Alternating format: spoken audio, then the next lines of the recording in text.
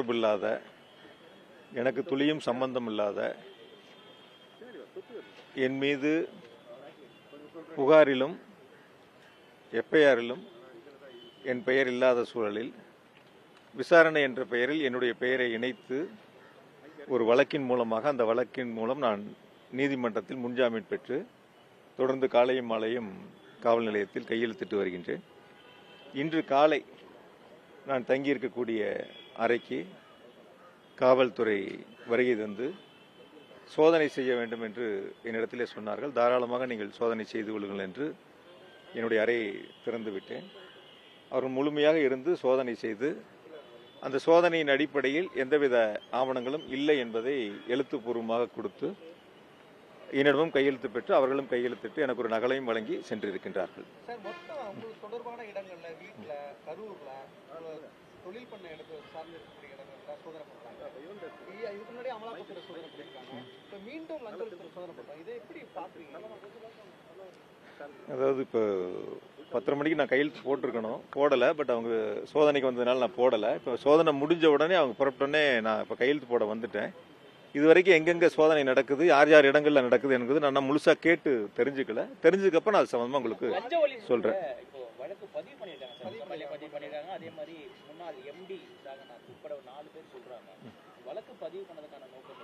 இல்ல, டாஸ்மாக் சம்பந்தப்பட்ட வழக்கு ஏற்கனவே உங்களுக்கு தெரியும். இடி வழக்கு அது சம்பந்தமா சோதனைகள் செய்யப்பட்டு உச்சநீதிமன்றத்தில் அந்த வழக்கு நிலுவையில் இருக்கு. அந்த வழக்கு நிலுவையில் இருக்கும் போதே இப்ப தமிழ்நாடு அரசு நம் காவல்துறை இந்த மாதிரி ஒரு வழக்கை பதிவு செய்ததா சொல்லியிருக்காங்க. இனி நான் சட்ட வல்லுநர் எங்களுடைய மூத்த வழக்கறிஞரோட கலந்து பேசி இது குறித்து அடுத்த கட்ட நகர்வு குறித்து முடிவெடுக்கணும்.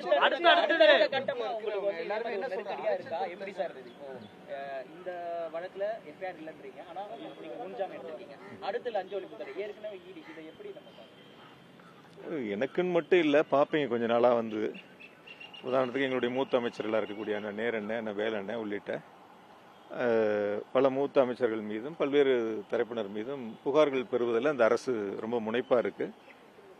ரொம்ப நாள் பார்ப்போம் எப்படி போகுது என்னன்ட்டு. என்னை பொறுத்த வரைக்கும் நான் உங்ககிட்ட ஒன்று தெளிவாக சொல்றேன், மடியில் கனம் இல்லை, வழியில் பயம் இல்லை.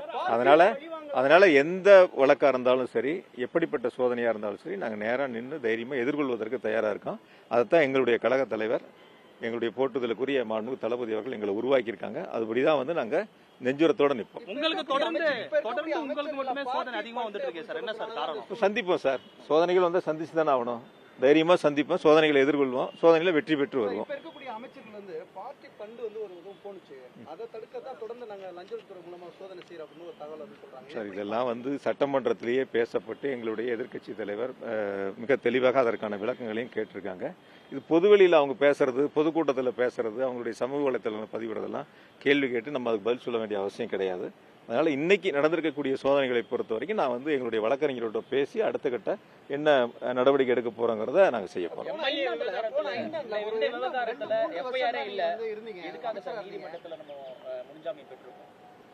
என்னை பொறுத்த வரைக்கும் சில பேர் ஜாமீன் கேட்கும்போது அந்த வழக்குல சம்பந்தப்பட்டிருக்கக்கூடிய விசாரணை அதிகாரிகள் சில கருத்துக்களை சொன்னாங்க.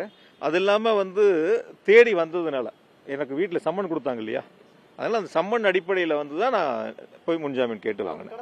திரும்ப இதெல்லாம் முடியட்டும், இன்னும் அவசரம் இல்லை, டைம் இருக்கு. பொறுமையா நம்ம என்னென்னலாம் தொடர்ந்து வருதுன்னு பார்த்து நம்ம சட்டப்படி எப்படி எதிர்கொள்றோங்கிறது நான் உங்களையும் சந்திக்கிறேன். நன்றி. போதும், இன்னைக்கு போதும்.